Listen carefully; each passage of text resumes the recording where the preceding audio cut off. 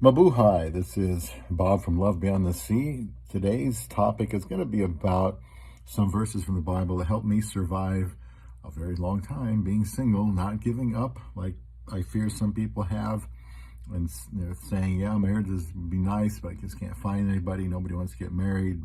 Maybe even go so far as thinking, have I done something wrong? God doesn't care about me. God is keeping me from getting married. Well, I want to talk about God's help and waiting today, because I think God is all we have to rely on for anything in life. And I felt that marriage was as important as anything else. I'm going to run through as many as I can here in the time I have, just that I had jotted down over the years. Deuteronomy 30:20, God is your life. So it was just a reminder to me to keep praying and trying to do what I felt God wanted me to do.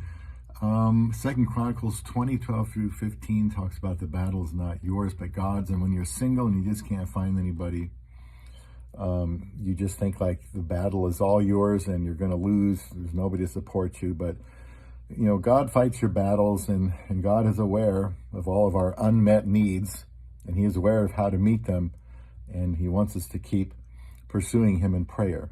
Maybe you've seen the videos, a video or two I've done on prayer.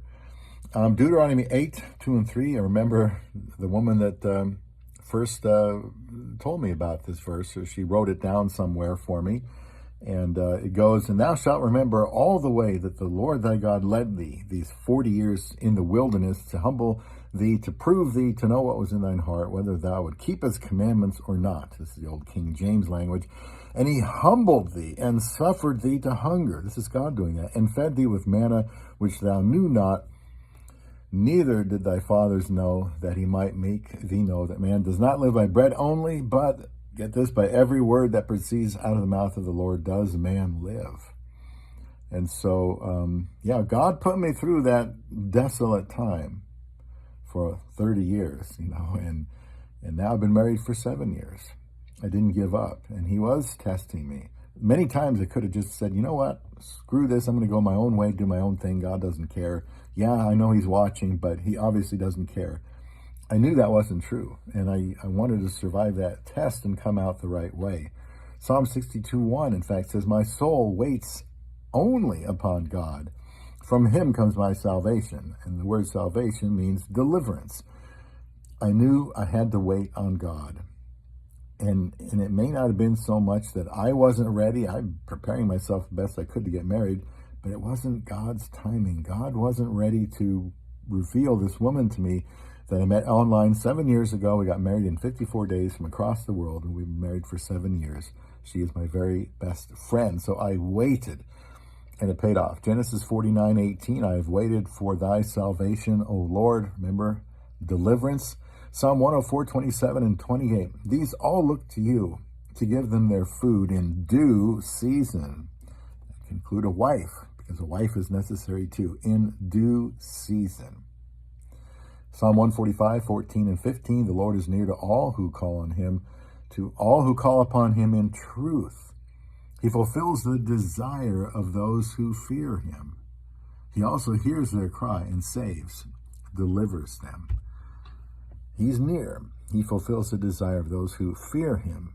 So there's two little things in there. We call on him in truth. That means God's truth. And we want to live obedient lives. We don't want to be being disobedient and then praying, because then he has every right to not listen to those prayers. He fulfills the desire of those who fear him. If we fear him, we're going to be doing the right things. We're not going to be sleeping around. We're going to be waiting and praying for that right woman to marry. That's the way I looked at it. Psalm 25, verses 4 and 5, show me thy ways, O Lord, teach me thy paths, lead me in thy truth, and teach me. For thou art the God of my salvation, and on thee do I wait all the day. So don't give up. We must press God for the things that we know we need. He can deliver us. He can give us those things. Psalm 25:21, it says, let integrity and uprightness preserve me, for I wait on thee. So many times we can wait on God, but we lose hope and patience, and we think that he doesn't know or doesn't care, isn't looking. And so we let our guard down. We don't have integrity. we're not walking upright. I mean, over 30 years, there were times, yeah, I wanted to do things I shouldn't have done. And I kept thinking, well, maybe God's real close to sending me the answer to my prayer, my deliverance. And I'm about to mess it up big time because I lose patience with God. Well, you know, I didn't want to do that. And so I just persisted against all hope, it seemed. And I was able to find someone. Let me do one more. This will get too long, so I'll have to do it in 2 parts. This one here, another one on waiting, Psalm 27:14. See, waiting is part of getting. And so is looking and being aggressive. I'm sure we talked about that in other videos. Psalm 27:14, wait on the Lord. Be of good courage, and he will strengthen your heart, because you need to wait some more. So I want to encourage you to wait on God, but keep looking, because the Bible talks about being diligent and praying and God meeting our needs. So I'm going to continue this in part 2, because I'm never going to make this in less than 10 minutes if I don't. So stay tuned for some more here on Love Beyond the Sea.